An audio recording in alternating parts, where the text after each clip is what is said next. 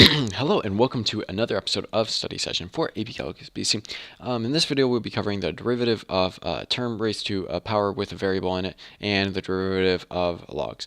So whenever we derive a term with a power in it, so like a to the u or whatnot, the derivative will be du, dx, or whatever term you derive it with. You know what? I'm just going to rewrite that as u prime.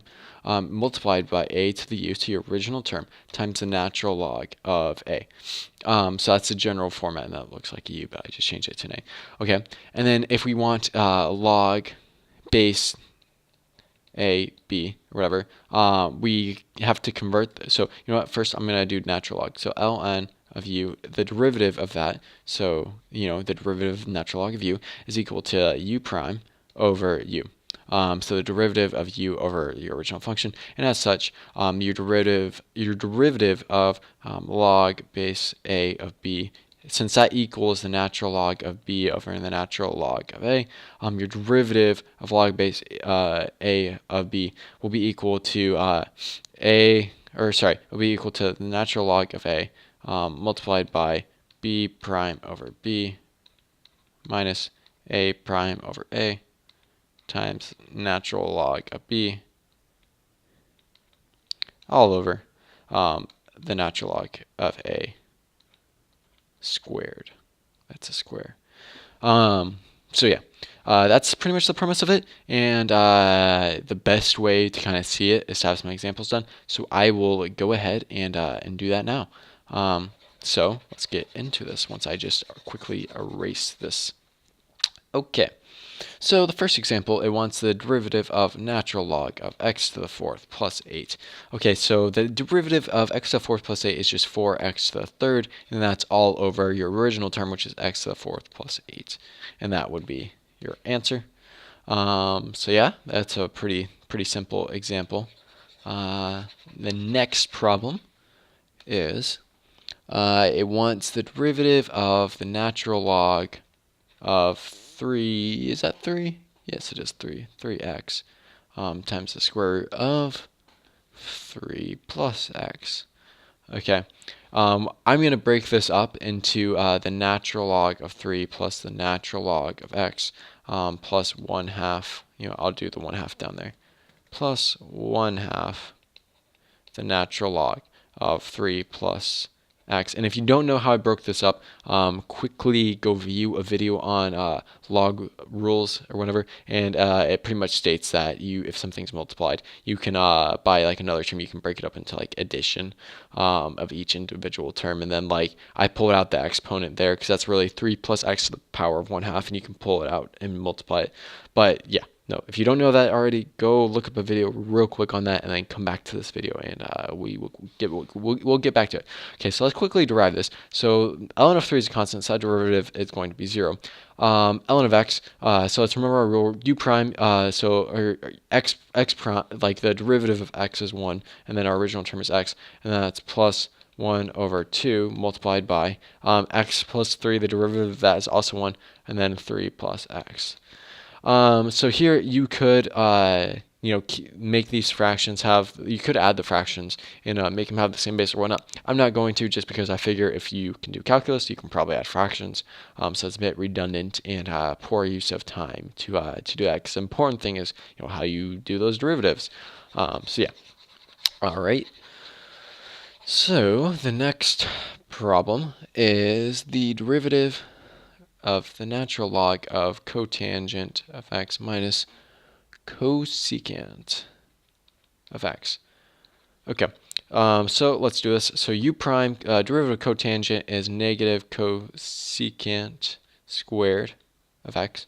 And the derivative of cosecant is negative cosecant cotangent, but since there's a negative there, it's addition. So cosecant, that needs to be an x, of x. No, that was really bad. Of x times cotangent of x. Okay, and then that's all over cotangent of x minus cosecant of x. Okay, and then so cosecant times cotangent is really just cosine over sine squared of x. And then this is obviously negative 1 over sine squared. Okay, and those have the same denominator, so that's really this can really be simplified down into cosine of x minus 1 over sine squared. Okay, and then cotangent is cosine over sine, and that's minus 1 over sine. So that's cosine of x minus 1 over sine. And these can cancel out. This will come up to the top and cancel out with this. So that's you're left with 1 over sine of x, which is equal to cosecant of x. Okay, and then that would be how you do that derivative. Okay, on to the next problem.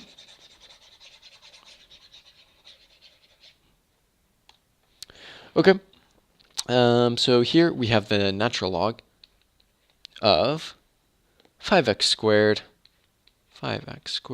over the square root of 5 plus x squared, 5 plus x squared. Okay, so I can break this up using log rules into the natural log of 5 plus 2 natural log of x minus 1/2 natural log of 5 plus, I always do x instead of plus x squared. So quickly derive this, we get 0 plus 2 over x, and then plus 1/2 2x over 5 plus x. Man, I did the plus as an x again. 5 plus x squared, and these will cancel out, and then you're left with 2 over x plus x over 5 plus x squared. And then, you know what? That is not an addition, because if you see, there is a minus sign there. So I need to quickly go and erase this, because that should not be a plus. This should be a minus. There you go. Yeah, so that was just a silly mistake there. That's why you always check your work, because you can never assume that you don't make a silly mistake somewhere, because it's possible, even if you know perfectly how to do it, to make it a mistake. Okay, so the next problem is e to the power of x times cosine of x. X times cosine of x. Remember our log rules.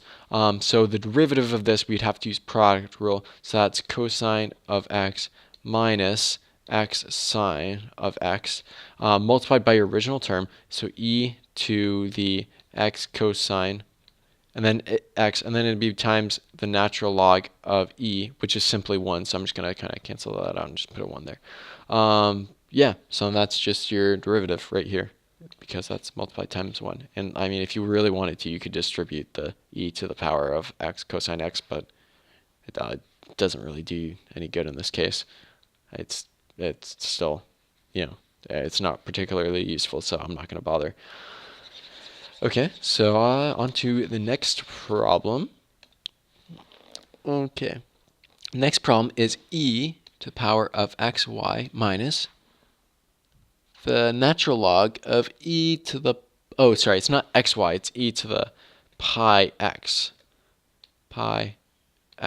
minus the natural log of e to the pi x. I'm just making sure, okay, it is e to the pi x. Okay, so the derivative of this is simply pi. So pi e to the pi x, okay, and then that's subtracting. So the derivative of this, we just figured that out. So that's pi e to the pi x over e to the pi x.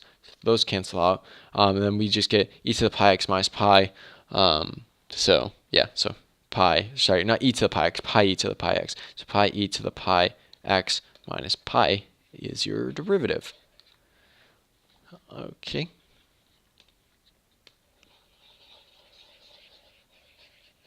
Am I not? Why was I not erasing anything? That's a bit annoying. Okay. So the next example would be log base 12 of x to the third. So we can rewrite this as the natural log of x to the third over the natural log of 12. Oh, that was really bad. Natural log of 12. Okay, and the natural log of 12 is a constant, so we can say that it's equal to 1 over ln 12 times ln of x to the third. And then here we can derive, so 1 over ln 12 multiplied by 3x squared over x cubed. This will cancel out with this, and this just becomes 1. So that equals 3 over x times ln of 12. Okay.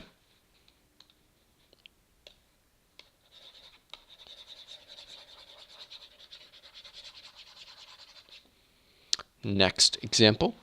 The next example is log, and then it doesn't have a base, so it's base 10.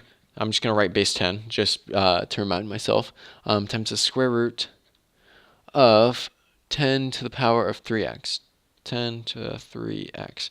Okay, so I'm going to rewrite this as 1/2 log base 10 to, or 10 to 10 to 3x. And right now, I already know what the answer is going to be. We should expect it, because essentially saying, oh, well, to what power do you raise, your log? No matter. I'll just continue. Okay, so we can rewrite this as 1/2 times the natural log of 10 to the power of 3x, all that over the natural log of 10. So if we derive this, remembering our term to the power of a variable rules, we get 3 times 10 to the 3x multiplied by the natural log of 10, all over. And then this would I'm just putting this here, but 2 times ln 10, and then those are from over there. And then this would just be 10 to the 3x or whatever, because this is all the derivative. This right here is all the derivative of that, and then the rest of the stuff is just this. This is this right here. Okay, so we can go ahead and cancel some things out. So 10 to the power of 3x, the natural log of 10. So we end up with 3 over 2. So there we go.